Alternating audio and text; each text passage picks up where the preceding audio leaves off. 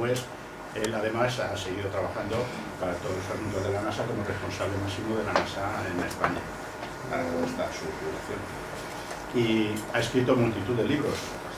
Bueno, de hecho, antes, además, tiene varias menciones de honor y condecoraciones individuales y colectivas de la NASA. Ha escrito libros de cibernética, astronáutica, de muchos temas relacionados con sus especialidades, y tiene una rara condición de que pocos científicos se han atrevido a escribir también algún libro de ficción científica, que os recomiendo que lo leáis. Es este que está en la biblioteca, lo tenéis, es 82 herida, ¿no? Que este está muy relacionado con los que, como aquí estáis muchos del grupo de astrobiología, desde el punto de vista científico y técnico, ve todos los temas relacionados con las posibilidades de otras civilizaciones que contactaran con nosotros, vinieran no solamente desde el punto de vista científico, de los viajes, sino del comportamiento humano ante esa circunstancia, ¿no? Hoy nos va a hablar de un tema relacionado con esto que se llama, el título de la cosa es Darwin y ET, versus Darwin versus ET. Hay que citar como último que ha sido miembro del jurado de los premios de la princesa de Asturias. La príncipe. Entonces era la princesa de Asturias. Y le dejo que nos cuente todo, porque la verdad que vais a disfrutar con lo que nos va a contar. Adelante. Bueno, muy buenas tardes a todos. Estoy encantado de estar de nuevo aquí, en esta docta casa. He venido muchas veces anteriormente, pero últimamente ya pues me cuesta mucho moverme y vengo menos. He visto en vuestra revista pues conferencias que me hubiera interesado mucho venir a ellas, porque eran muy buenas. Una, por cierto, tuya, Jaime, de la materia oscura, que es un tema que a mí me gusta mucho y me preocupa, pero que no lo entiendo, y por eso ni nadie. Por eso me hubiera gustado venir. Pero ya digo, por unas cosas o por otras, pues no he podido venir. Hoy os voy a hablar de los extraterrestres. En primer lugar, os quiero pedir excusas por insistir en este tema. Muchos de vosotros sabéis que yo tengo una neura con los extraterrestres. La tengo desde que era muy joven.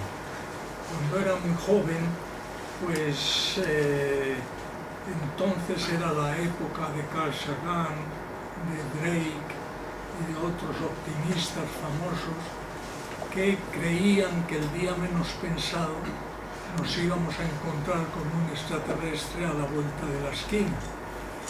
Y por desgracia las cosas no han sido así. Pero en fin, vamos a empezar a entrar en materia. Me preocupa bastante cuando se habla de extraterrestres, que con mucha frecuencia no se especifica bien lo que se quiere decir. Generalmente se emplean términos que se consideran sinónimos, sin embargo distan mucho de serlo. Por ejemplo, vida extraterrestre no es sinónimo de seres extraterrestres. Hace unos meses, una famosa de la televisión le preguntó a Pedro Duque: ¿cree usted, Pedro, que existe vida extraterrestre?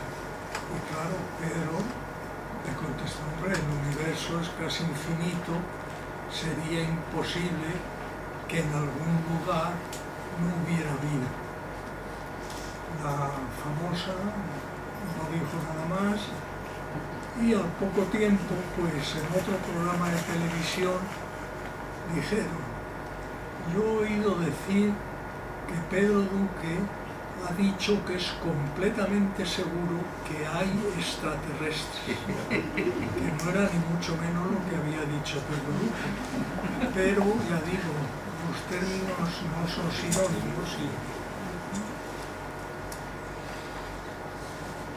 Bien, Por eso creo que debemos de comenzar por definir bien los términos cuando se habla sobre estos temas.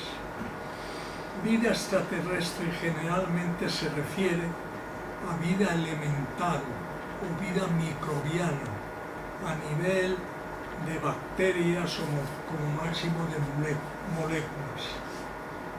Vida animal extraterrestre se trata de un paso evolutivo muy importante siguiente a la vida elemental, pero muy distinto.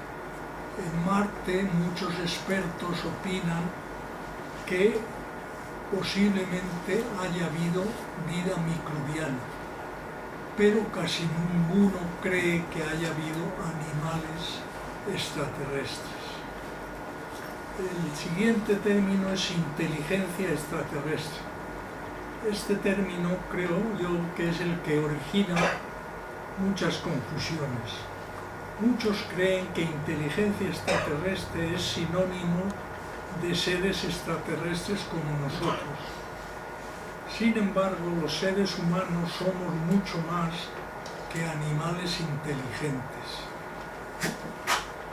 En nuestro planeta existen muchos animales que poseen bastante inteligencia. Por ejemplo, los perros, los delfines, los monos, entre otros muchos. ¿Creíais que no se oye? Perdonad. Porque son capaces de aprender pautas de conducta que van mucho más allá de lo que está inscrito en sus genes. Estos en biología se les llama animales de herencia endosomática. Más tarde insistiremos en este término porque es muy importante. El siguiente término que conviene definir es el de civilizaciones extraterrestres. Este término casi nunca lo mencionan los medios de comunicación. Les parecen que es redundante. Si hay seres extraterrestres, deben existir también civilizaciones extraterrestres. Y están en lo cierto, pero es interesante explicar esto con detalle. En biología evolutiva, de la que vamos a hablar mucho hoy, existen dos conceptos muy importantes: organismos biológicos de herencia endosomática y organismos biológicos de herencia exosomática. Los primeros heredan de sus progenitores la información contenida en sus genes, de ahí el prefijo endo, y prácticamente poco más. Por el contrario, los segundos heredan de los progenitores, además de la herencia contenida en los genes, otra información que se almacena en el exterior, de ahí el prefijo exo. Sin duda, entre unos y otros existen tremendas diferencias, porque la información exterior, si la medimos en bits, es muchos millones de veces superior a la información contenida en los genes. Dicho esto, resulta evidente que lo que se entiende por civilizaciones extraterrestres son aquellas compuestas por organismos biológicos de herencia exosomática, llamada también herencia cultural. Nosotros, por supuesto, somos una civilización terrestre de este tipo. Perdonad que beba un poquito de agua. He pedido whisky, pero no me ha hecho nada.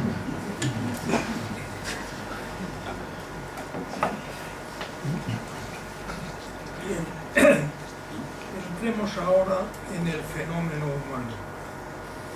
Si existen extraterrestres, al menos tendrán que ser tan complejos como somos los humanos. Y digo que los humanos somos complejos porque tenemos una serie de propiedades muy poco frecuentes entre los seres vivos. A saber, tenemos una capacidad tremenda para convivir en grandes grupos sociales. Entre los humanos, entre los animales, solo los muy pequeños, como las abejas o las hormigas, son capaces de convivir en grandes grupos sociales. Pero en cuanto los animales son grandes, nunca conviven con grandes grupos sociales. Tenemos también un sistema de intercomunicación con los miembros de nuestra misma especie altamente eficaz, también muy superior al de cualquier ser viviente.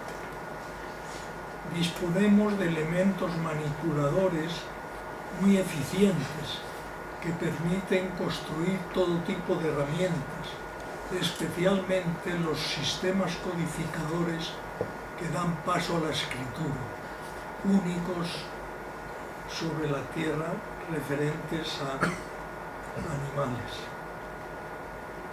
Tenemos un sistema centralizado de coordinación y control propio de organismos que están muy desarrollados y que es muy potente, con los correspondientes equipos periféricos para la entrada y salida de información. Tenemos movilidad de tipo animal, que dé paso con facilidad a las funciones de observar, avanzar, perseguir y capturar. Esto lo tienen muchos animales. Tenemos acceso al pensamiento abstracto y a la consciencia. Esto último entendido no solo como procesar información, sino como también percibir internamente el significado de lo que se está procesando. Estamos dotados de una capacidad y recursos muy variados para poder adaptarnos al medio ambiente. Y es muy importante habitar en tierra firme. No se concibe una civilización ni en el mar ni en el agua. Posiblemente hay alguno más que olvido o que no recuerdo, pero vaya, es lo mismo. Bien, vamos ahora a meternos con la biología, que como digo es lo más interesante de este tema. Dentro de poco tendrás que... Exacto. La vida es un fenómeno que fundamentalmente se estudia en biología. Los astrónomos estudian dónde puede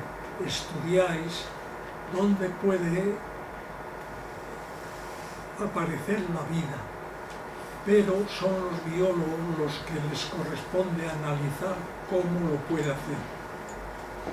Al principio, cuando se empezó a hablar de seres extraterrestres, lo hacían casi exclusivamente los astrónomos, pero ahora los que tienen la última palabra son los biólogos. Es como si un ejemplo muy malo pero aceptable, es como si los arquitectos que construyen los campos de fútbol se empeñaran luego en entrenar a los futbolistas. Una cosa es el sitio, la estrella, y otra cosa es la vida, que es fenómeno biológico. De acuerdo con esto, veamos las principales opiniones de los biólogos más autorizados sobre este tema. El primero es George Gaylord Simpson, reconocido especialista en paleontología humana y profesor de la Universidad de Harvard.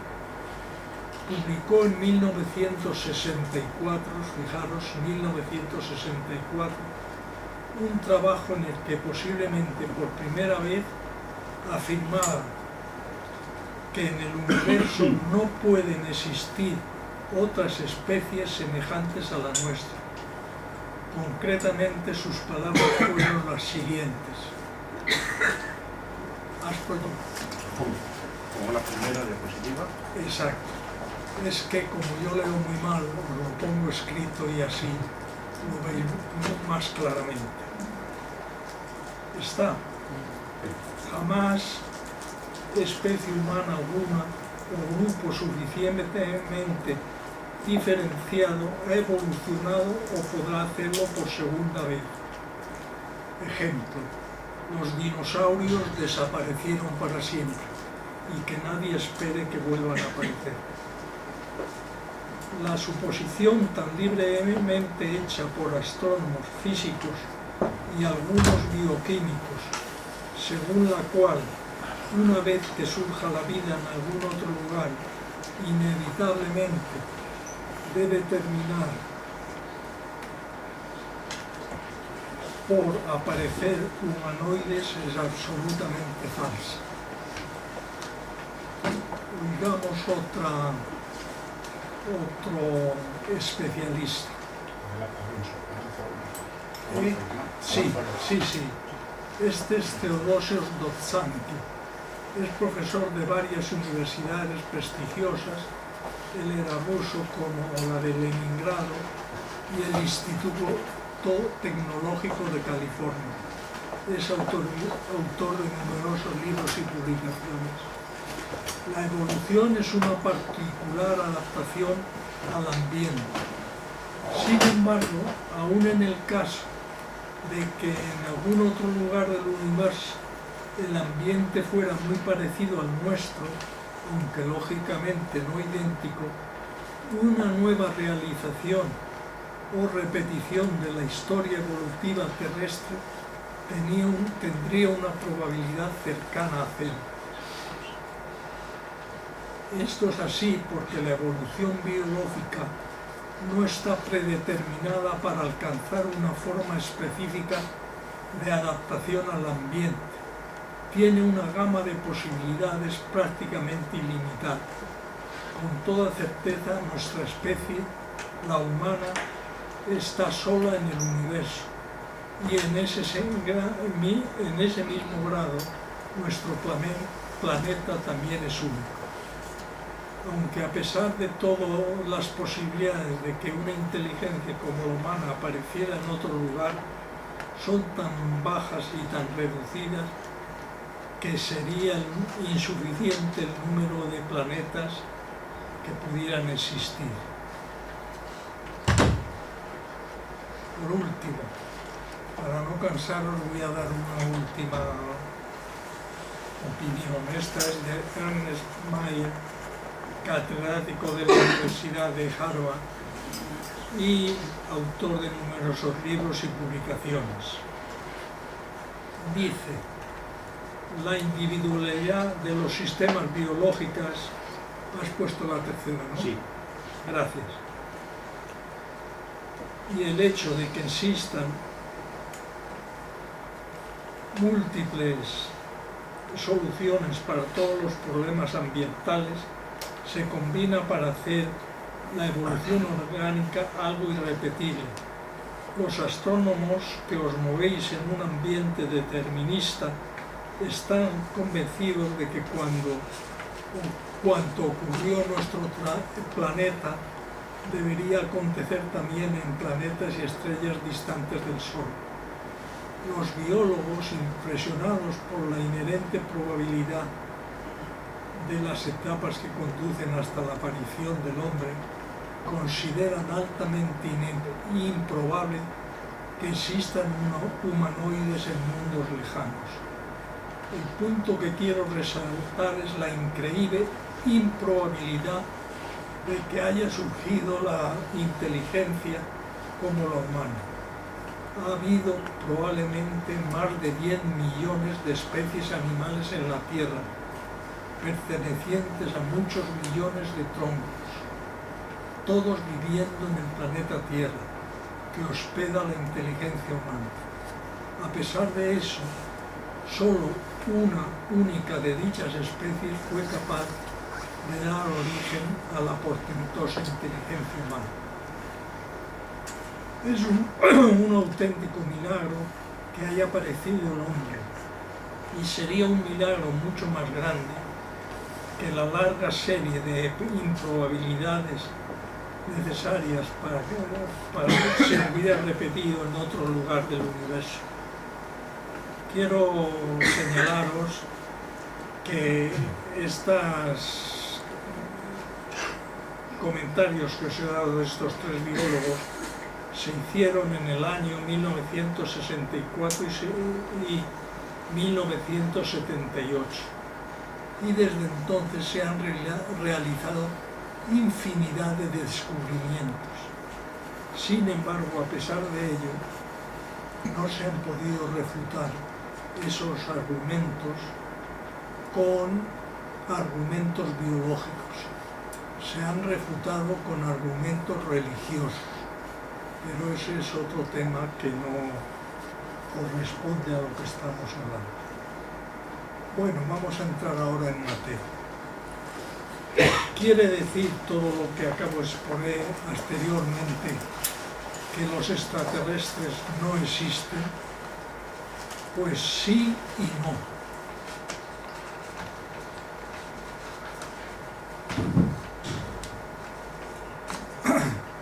Los extraterrestres, como por ejemplo los de la película ET, o Encuentros en la tercera fase, o los que se cuenta que cayeron en Texas, me parece, y la NASA los secuestró y los tiene escondidos en un oscuro sótano de sus instalaciones de Washington, eso no existe. También creo que existe un museo del OVNI en Italia. Pues esos extraterrestres evidentemente no existen, porque violarían las leyes más importantes de la biología, leyes contrastadas en infinidad de ocasiones y que son universales. Sin embargo, también es cierto que podrían existir otra especie de extraterrestres que no se parecieran en absoluto a nosotros, que tuvieran 5 cabezas, 4 pies, cosas extrañísimas que no podemos ni imaginar.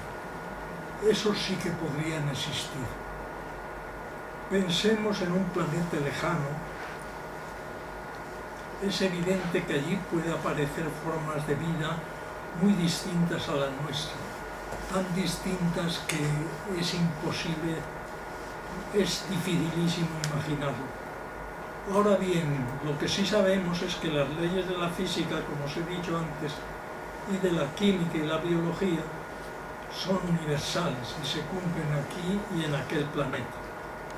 Por tanto, ¿esto qué quiere decir? Pues que allí, en ese planeta lejano, habrá evolución biológica. Ahora bien, ¿cómo funciona la evolución biológica? Esto es muy importante, porque su herramienta principal es el fenómeno de la selección natural. Y un señor muy famoso, que yo no conocía y que supongo que vosotros tampoco conoceréis, Ronald Fisher, dijo con mucho acierto: la selección natural es el mecanismo natural, valga la redundancia, para generar un alto grado de improbabilidad. El ojo humano, la columna vertebral, en fin, 1000 ejemplos que podéis imaginar son completamente improbables, pero la selección natural es capaz de generarlos.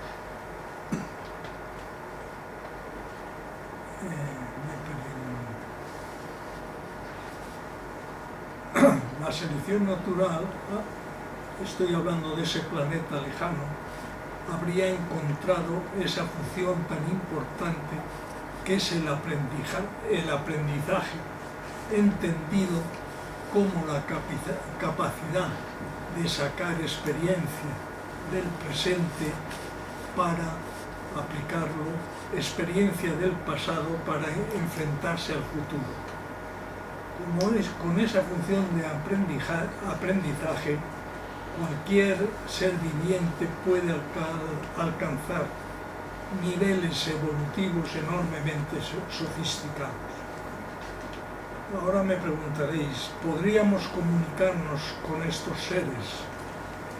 Todos vosotros conocéis perfectamente los esfuerzos SETI, es decir, los intentos de comunicarnos por forma radioeléctrica con civilizaciones extraterrestres. Estos esfuerzos se vienen realizando desde hace más de medio siglo y por desgracia hasta ahora no han tenido el más mínimo resultado, a pesar de que son bastante costosos.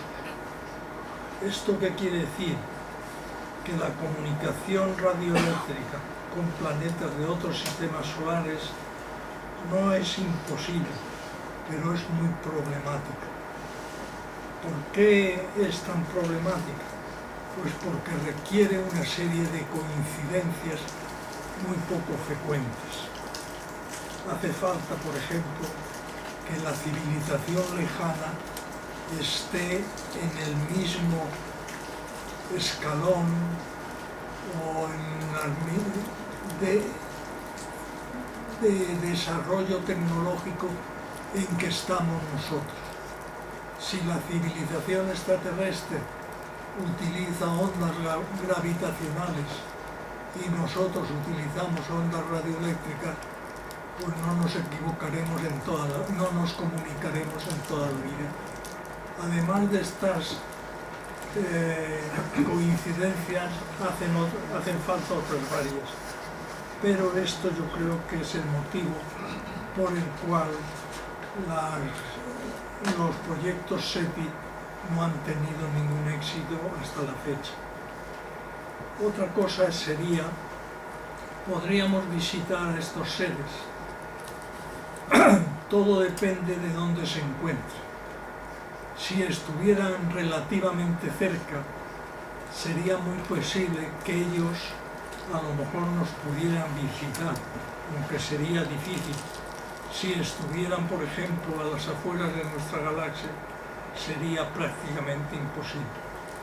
Sobre este tema, quiero recordaros que el 10 de abril del 2012 os di otra charla con el título sobre civilizaciones extraterrestres aquí mismo, donde lo trataba con cierta profundidad. Por eso ahora no voy a profundizar en él. Lo único que diré es que para lograr esta visita hay que resolver tres problemas muy difíciles. El tecnológico, que no es el más difícil, el económico, que es el más difícil. Todos sabéis lo mucho que tuvo que luchar Cristóbal Colón para que alguien financiara su viaje a América, no digamos un viaje a una estrella lejana. Y el motivo y la finalidad. En esa charla, así como en otra que di hace bastante tiempo, cuando estabais en la otra sede, que la titulaba ¿Por qué nunca veremos a ET?, ya fueron analizados estos problemas y por eso no quiero aburriros ahora con ello. Con esto quiero terminar, pero antes de terminar os quiero decir una cosa y os pido por favor que no me tiréis tomates aunque sean buenos. Yo he escrito una novela, he escrito varias novelas, pero últimamente he escrito una novela, hace un año. He estado un año luchando por encontrar un editor, porque ahora publicar una novela es mucho más difícil que escribirla. Pero finalmente, hace unos meses, encontré un editor. Y el editor me la va a publicar, es un editor muy bueno, pero los editores quieren trabajar, hacer muchas cosas, o sea que tardará un año en publicarme. Pero cuando os diga, y ahora vienen los tomates, el argumento de la novela, pues os vais a enfadar.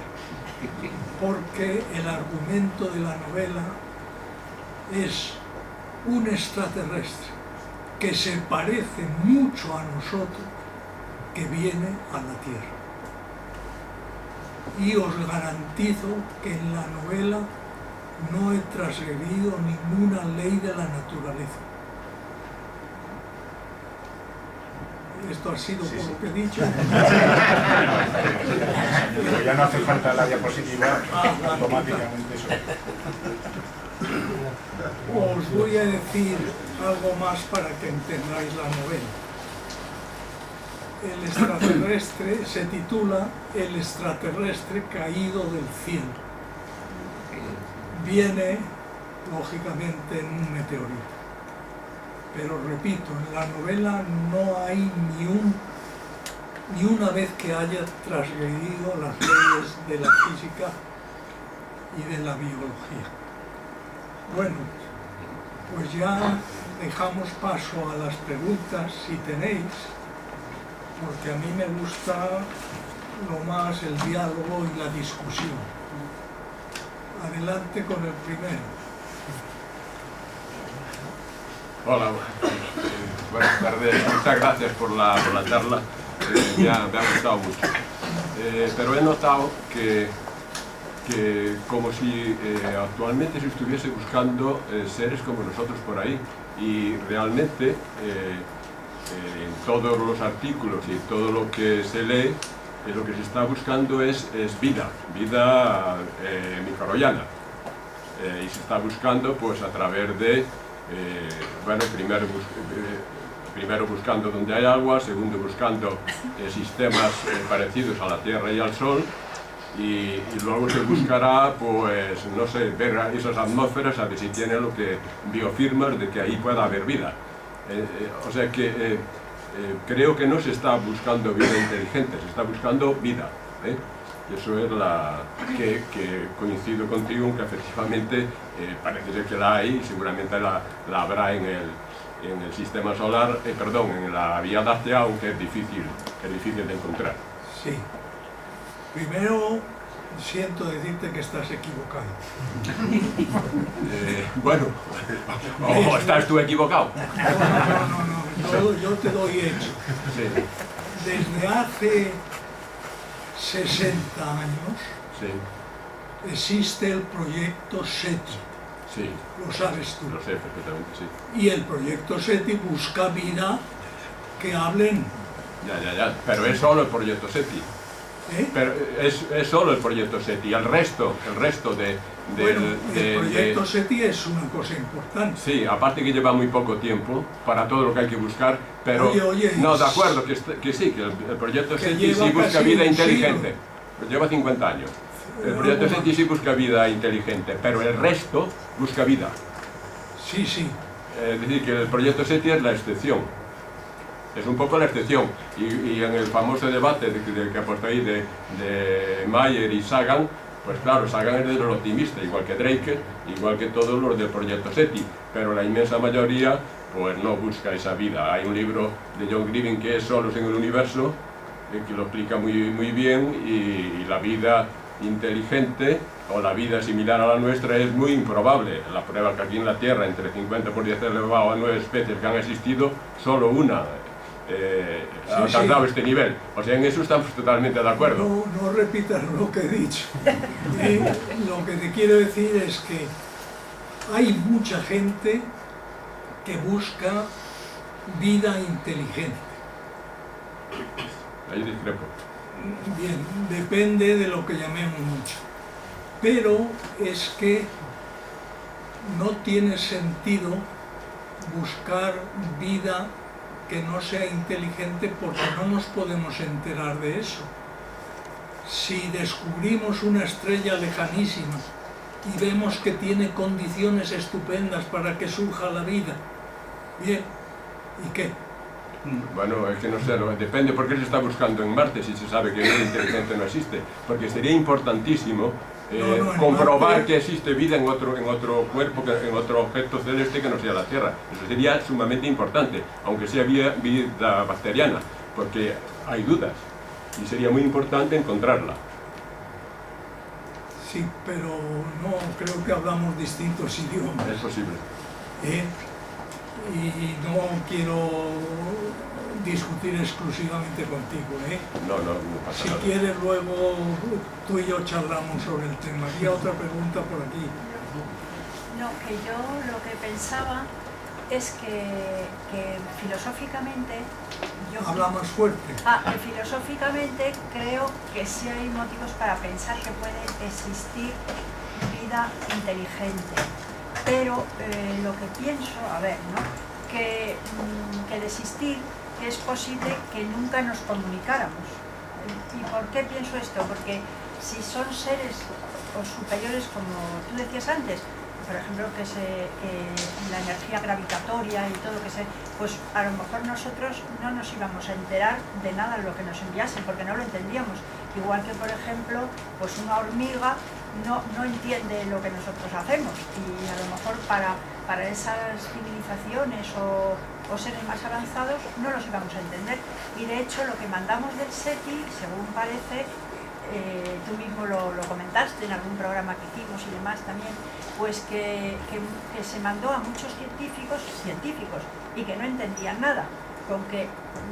Entonces, no sé, mi pregunta es un poco en el sentido de que sí que estoy de acuerdo contigo en que es muy difícil que nos pudiéramos comunicar, pero yo pienso que filosóficamente sí pueden existir seres superiores, pero que no los vamos a entender, porque si ni nosotros mismos los científicos entendíamos lo que mandamos, nada más que los que estaban muy en el proyecto, pero pues entonces que no lo íbamos a entender, si eran superiores. Y si eran inferiores, y como tú has dicho, si son inferiores no se pueden comunicar, y qué más nos da también pensar que hay organismos o seres vivos, sin ser hombres ni nada, que no pueden enviarnos ninguna señal. Me parece que no me has preguntado nada.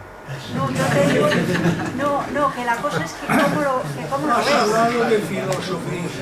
Que cómo lo ves. Y nosotros aquí tenemos los pies en la tierra. No, pero lo que quiero decir es que nosotros no entenderíamos, si hubiera seres superiores a nosotros, muy superiores, es que no entenderíamos lo que nos mandan. ¿Qué llamas superiores? Pues que tengan Que tengan dos física. cabezas. No, a lo mejor no sabíamos ni cómo eran. Simplemente nos mandaban las señales, pero las señales no las entenderíamos.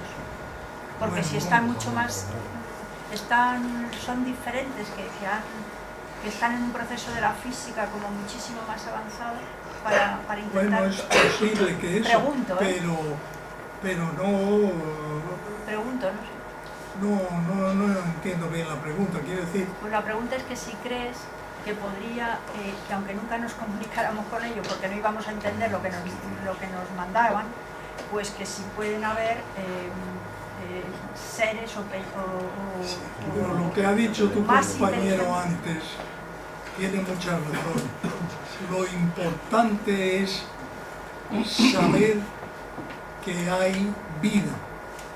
Eso sería el descubrimiento más importante que se ha hecho en la naturaleza últimamente. Pero ¿por qué vamos a ser nosotros los más superiores de todo lo que puede existir en un infinito Si no he universo? dicho yo que seamos los más superiores.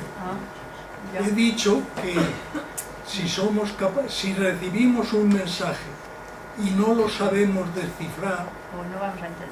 no, por lo menos sabemos que hay alguien que ha mandado el mensaje. Ese es el gran descubrimiento. No estamos solos en el universo. Hay unos que han mandado un mensaje y somos tan burros que no hemos sabido interpretarlo, pero sabemos que han mandado el mensaje. Y otra pregunta, ya lo último.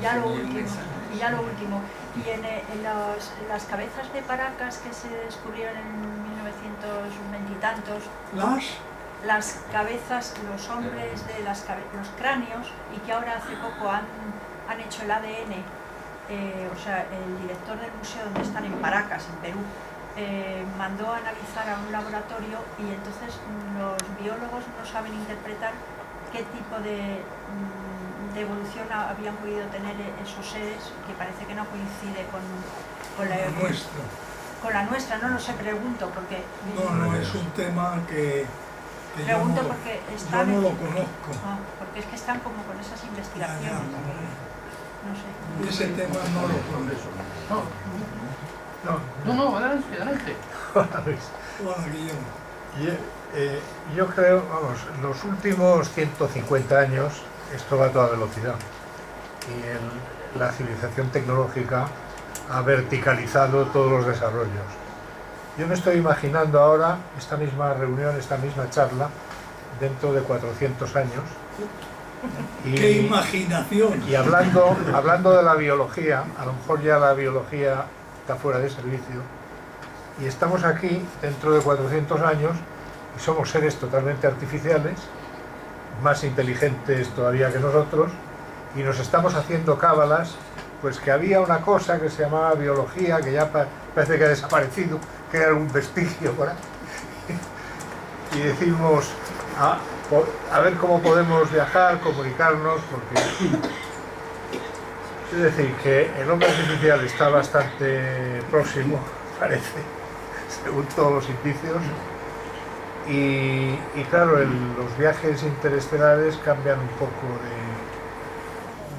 de óptica. Ahora mismo, para ir a Marte, el mandar a un ser vivo es carísimo, y además el problema es cómo traerlo de vuelta, pero si no lo tienes que traer de vuelta, a lo mejor es 100 veces más barato el camino. Y si encima mandas a máquinas que pueden ser tan inteligentes o más que el humano, pues ya se abre otro camino diferente, ¿no? Es decir, ¿por qué la biología tiene que ser la biología del carbono y no la del silicio o cualquier otra cosa? Bueno, vamos a ver. Me habláis de dentro de 400 años. Por decir algo. Yo pienso dentro de 3 o 4 años, que es lo que me queda, y los 400 años no me preocupan tanto, pero bueno, la biología que nosotros conocemos es universal, no es de aquí de la Tierra solo. Tú imagínate que la biología en Neptuno fuera distinta a la de la Tierra.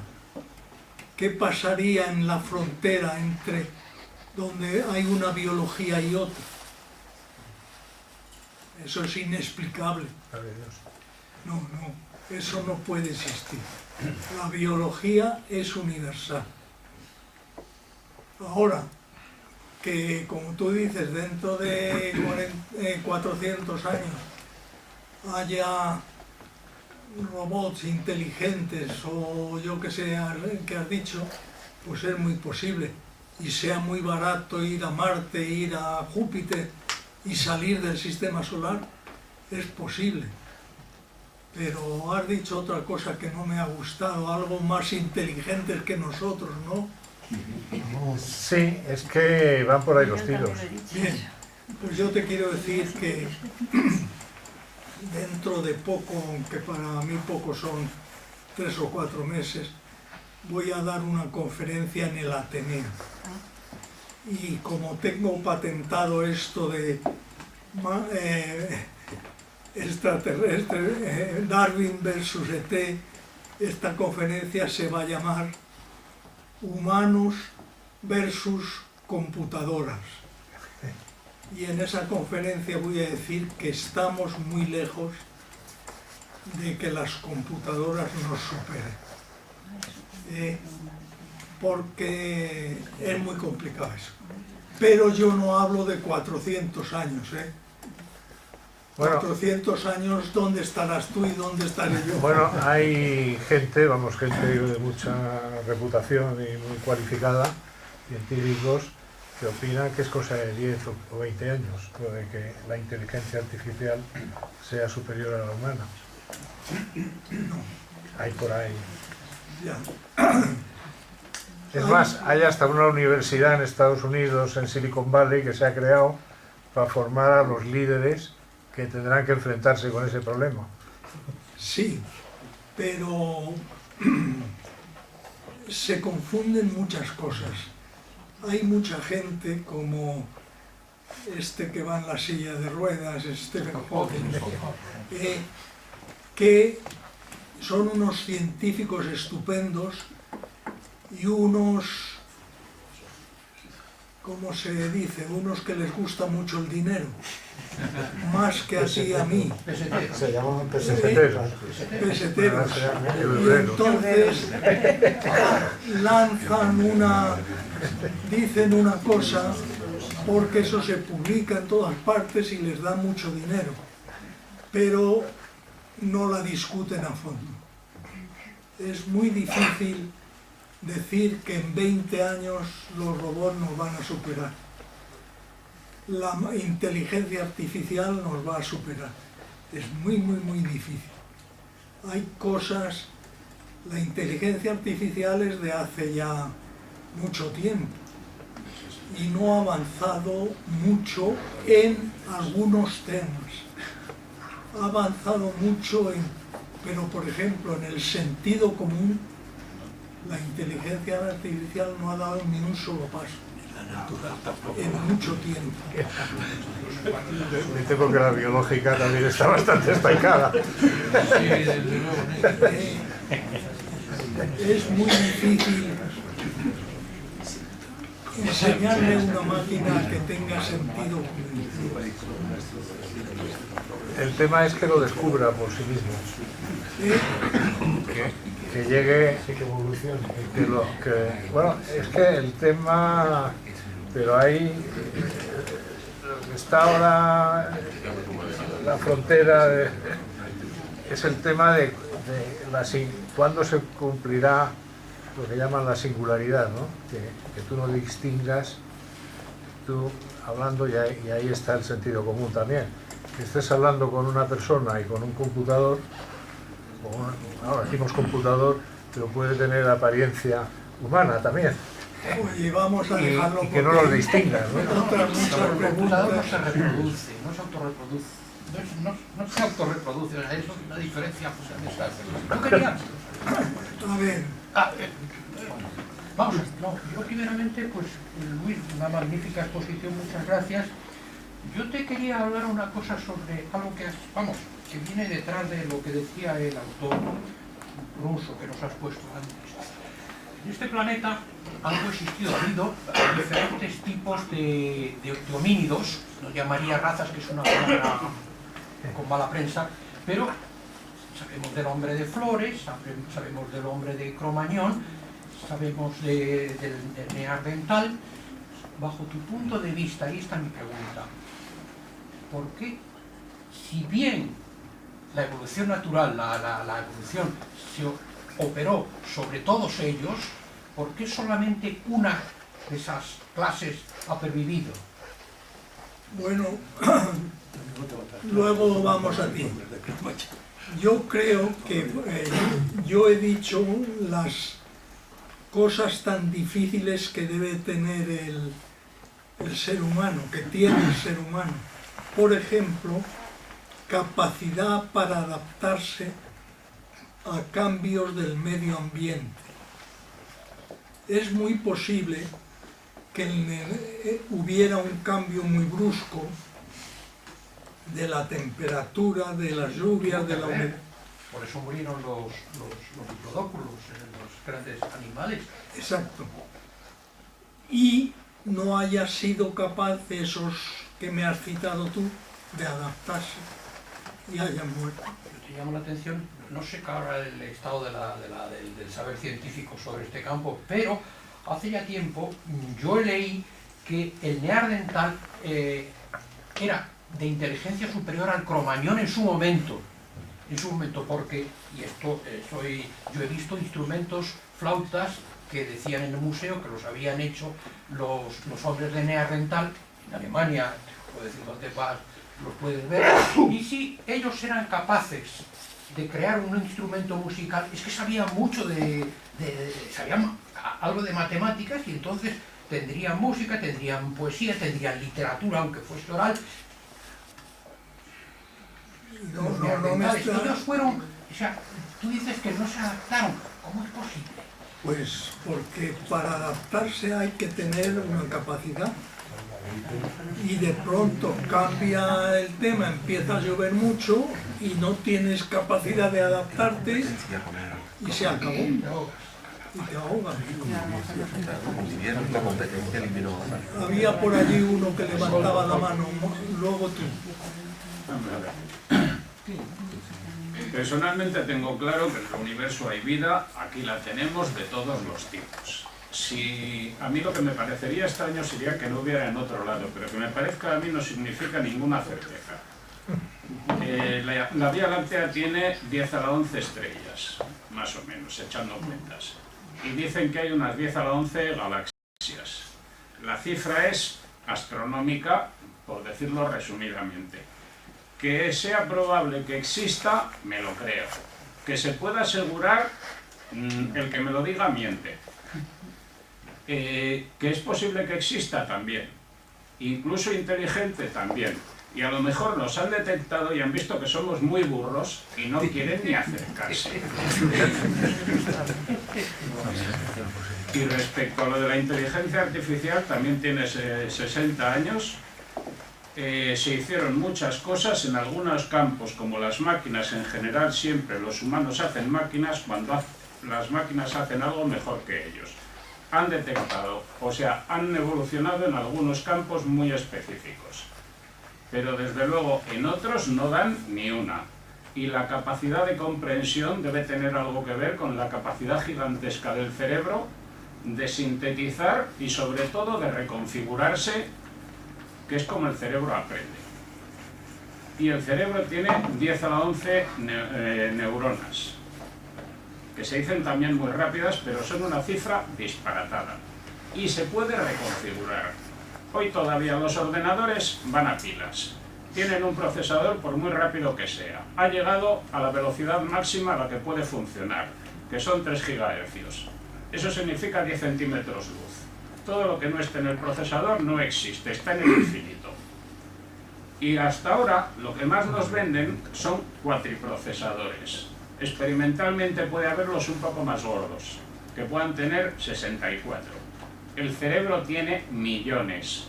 Y a lo mejor eso y la capacidad de reconfigurar tiene algo que ver con la inteligencia.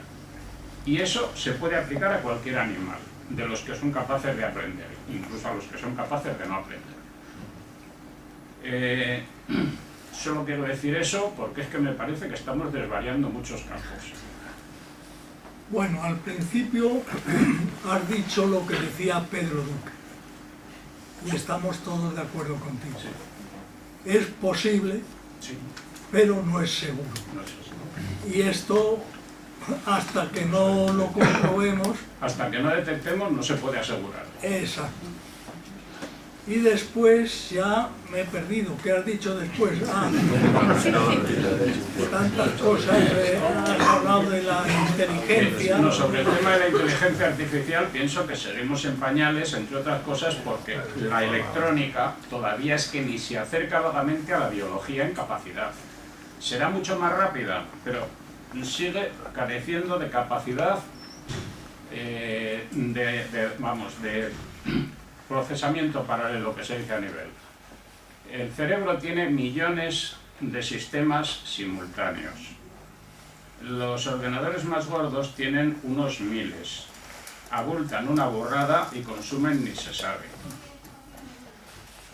Y pienso que la inteligencia artificial todavía le falta tiempo. Luis, te has dejado en el tintero una importante que es la memoria.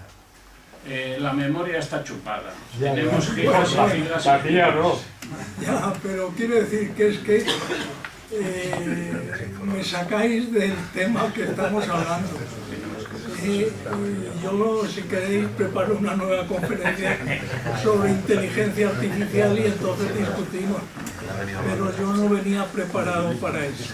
De todas formas, muchas gracias por tu... Hay aquí otra pregunta. Sí, profesor. Gracias por la charla. Estupenda. Quería, pues a lo mejor poner los pies en la tierra, aunque una tierra muy lejana.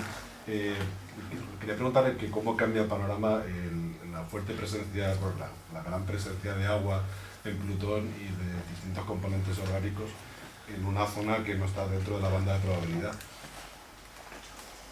¿Me preguntas a mí? Pues yo creo que poco. O sea, no porque haya agua tiene que haber vida.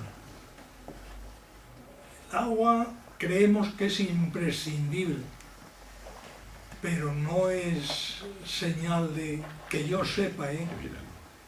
Quizá tú sabes más que yo sobre esto. No, eso es, yo hasta donde sé es exactamente eso. Es una condición necesaria, pero no suficiente. No suficiente. En la síntesis de Miller no hay agua. No hay agua. Sí, hay agua.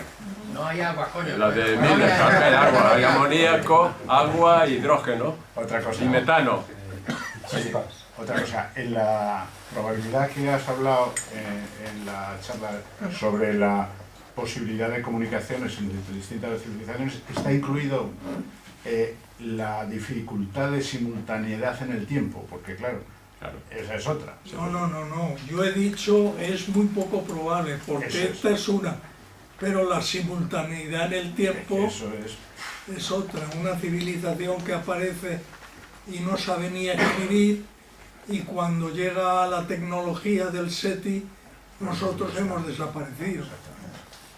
Y aunque fueran simultáneos en el tiempo, también la dificultad de la distancia tan tremenda para comunicarse, que son miles de años de ida y vuelta en la conversación, pues es que tiene que ser a la velocidad de la luz. SETI tiene muy pocas probabilidades, pero yo estoy maravillado de los científicos, lo testarudos que son. En JPLM en Pasadena hay un equipo que está empeñado en SETI y que yo hablé con ellos y querían que lo hiciéramos en España, pero había que poner dinero, y yo fui a las universidades y me mandaron al diablo. Ya sabéis lo que le dijo un senador americano, Prosmeier, en una reunión de la NASA. Pues el representante de la NASA pidió, estos 20 millones son para SETI. Y el senador dijo, ¿qué es eso de SETI? No, es que estamos buscando inteligencia extraterrestre. Dijo, fuera, no encontramos inteligencia en Washington y se van a ir ustedes a buscarla fuera de la Tierra. Y es así. Una pregunta en relación quizás con tu novela. ¿Qué piensas de que el origen de la vida sea extraterrestre? Es decir, de la panspermia. Pues que nosotros seamos los extraterrestres. En mi novela, como te puedes imaginar, voy por ahí. Porque para que sean muy parecidos a nosotros, pues hace falta panspermia. Me estás estropeando. Ya nadie va a comprar la novela. Hay que decirle al editor que se dé prisa. Que se dé prisa. Gracias.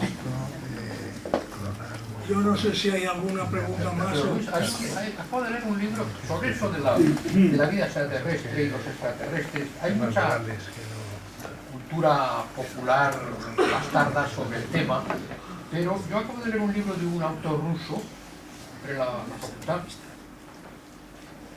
que decía que el tema de los UFOs, de los platillos volantes, era un tema creado por circunstancias político-sociales por la CIA, y que no hay extraterrestres ni visitantes en este planeta. Esa es la opinión del profesor ruso. ¿Tú qué opinas sobre eso? Bueno, vamos a ver, yo no me atrevo a pronunciar la palabra UFO aquí, en esta casa, porque se puede levantar uno y me puede pegar. No. Yo he visto un UFO en Madrid, o sea que no me creo. El día 3 de septiembre de 1969. Tú has visto, vaya, estoy de acuerdo, es que la gente confunde, y yo ahora lo he confundido, UFO con extraterrestres. UFO es un objeto volante no identificado, que puede ser una piedra, que puede ser una mosca, que puede ser, ya sabéis la cantidad de anécdotas que hay. Fue un fenómeno atmosférico, pero en la prensa de aquel momento, pues, echaron imaginación la que tú querías, en fin, era un fenómeno atmosférico. Sí, y le echan la culpa a la CIA, que es muy corriente echarle la culpa a la CIA, pero no sé a dónde ibas con tu pregunta. No, era una reflexión sobre lo que estamos aquí hablando sobre... Mi conclusión es que habría que trillar muy seriamente todas estas ideas sobre el encontrar vida extraterrestre. Tú has dicho muy bien que hay diversos escalones de vida extraterrestre y que quizá lo que encontremos muy próximamente sean bacterias en Marte o en otros sitios. Eso es vida, claro, eso es vida extraterrestre, por supuesto, pero no es la vida, digamos, con imaginación y con cultura que nosotros poseemos. Pero, Luis, tú que has estado en infinidad de coloquios en radio y televisión con los racionalistas escépticos, sobre todo para desmontar muchas de estas cosas, parece que últimamente está un poco parado eso, ¿no? Hay menos... No. ¿No? Está igual. Que hace 15 o 20 años o 30. Yo no sé si no calibro también en los años, pero hay mucha gente. Yo una vez en una reunión allí con la NASA me dijeron, este no cree en la evolución, este no cree, a ver, ¿qué le dices? Y yo le dije, nada, ¿qué le voy a decir? Si no cree, pues el diálogo de sordos. El diálogo de sordos, Bien. Bueno, pues si no hay alguna pregunta más. Allí levanta. Sí, Ponte de pie para que te oigamos. Sí, quería hacer una pregunta.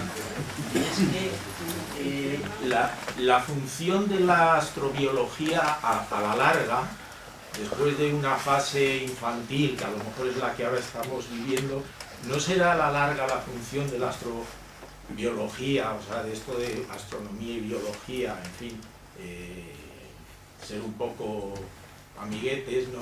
A la larga no será la conservación de la naturaleza y de la terrestre y un tema casi como médico del cuerpo humano, y cuando pasen años que no sé cuántos, y como que en qué acaba esto de la astrobiología, en qué puede acabar con el paso de los siglos o los... Yo ya te puedo sentar. Yo no sé mucho de astrobiología. Una vez en una conferencia, no sé dónde, le pregunté a uno, oye, esto de la astrobiología, ¿qué es? Y me dijo, hombre, que estamos buscando vida extraterrestre y tal. Y dije, hombre, qué buen empleo tenéis, porque no os van a despedir en la vida, porque no lo vais a encontrar así, es que no os preocupéis, vosotros seguid. La astrobiología es que no sé bien lo que es, porque es biología en un astro. ¿Qué es la astrobiología? Si quieres te doy la definición de la NASA. Es una ciencia que estudia el origen, evolución y distribución de la vida en el universo, del año 98. De la vida. Bien. De la vida, la vida en general, no la vida inteligente ni la vida cultural. Bueno, pues entonces la contestación mía es válida. Todo el que trabaje en astrobiología nunca le van a echar de la empresa en la que trabaje porque no van a conseguir el descubrimiento que van buscando. Pero hay un buen departamento ahí en Torrejón, de astrobiología. Sí. Lo que pasa es que efectivamente está quitando el presupuesto y ya... Bueno, yo no sé si... Muchas gracias. Estamos encantados de... ¿Tú tenías preguntas? Yo tenía una última pregunta. ¿Qué opinas sobre la corriente esta que hay hoy en día de ciertos científicos que dice que estamos yendo por el universo un poco a la ligera y que puede ser peligroso, digamos, revelar nuestra posición. No vaya a ser que haya civilizaciones extraterrestres mucho más avanzadas que nosotros. ¿Qué opinas de esto? ¿Crees que debemos ser más cautos o crees que debemos arriesgarnos? En absoluto. Si se descubre nuestra posición, primero la estamos lanzando a los cuatro vientos, o sea que si hay civilizaciones extraterrestres muy avanzadas y tal, saben dónde estamos. Pero ¿qué van a hacer con nosotros? ¿Atacarnos? ¿Venir aquí? Con lo caro que es venir aquí para encontrarse a los políticos que hay aquí, ¿qué van a hacer con esa gente? O sea que, aparte de eso, nosotros estamos vigilando el espacio próximo a la Tierra y no vemos nada que... O sea que yo no doy crédito a esas cosas. Me hubiera gustado daros 40 conferencias sobre cada uno de estos temas, pero es que... Estaremos pendientes de la conferencia del Ateneo, la conferencia que va a dar en el Ateneo y de la publicación de la nueva novela. Y además contamos con su presencia de nuevo en cuanto sea posible. Sí. Agradecemos muchísimo su ¿Podría decir la fecha de la conferencia? La fecha de la conferencia del Ateneo, ¿la sabes? No. Bueno, podemos entrar en... Tengo que ir al Ateneo y allí pasa como aquí. Aquí pedí la conferencia y me dijeron que para septiembre, ¿no? Y luego ya cambiaron porque había un hueco y tengo que ir al Ateneo, pero ando ocupadísimo. Yo no sé, ahora que no debía estar ocupado, pues estoy ocupadísimo. Primero, me gusta ver los partidos de fútbol del Madrid a ver si gana. Los del Barcelona a ver si pierde. Entonces tengo que ver el fútbol, la película de no sé qué canal que me gusta mucho. Y luego tengo pues que hacer algunas cosas que hago, escribir. Y nada, no tengo tiempo para nada, pero procuraré avisaros con el sistema que me facilitas tú, Enrique, y os mandaré invitación cuando sea la del Ateneo. Pero ya casi lo sabéis, porque siempre pongo delante el que vence. Los seres humanos versus los computadores. Darwin versus ET. Darwin le da a ET. Los seres humanos le dan a los computadores. Ahora, yo hablo en los próximos 20 años, no hablo en los 4.000 años. Bueno, nos vamos ya. Gracias.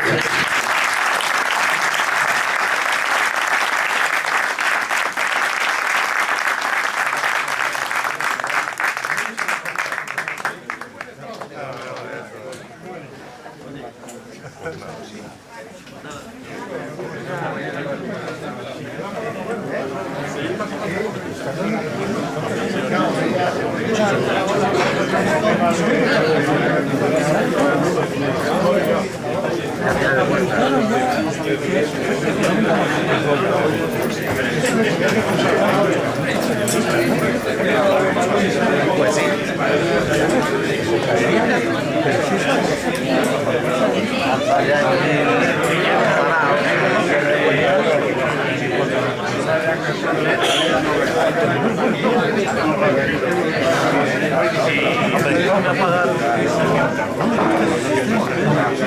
Esto es algo de riesgo, ¿eh?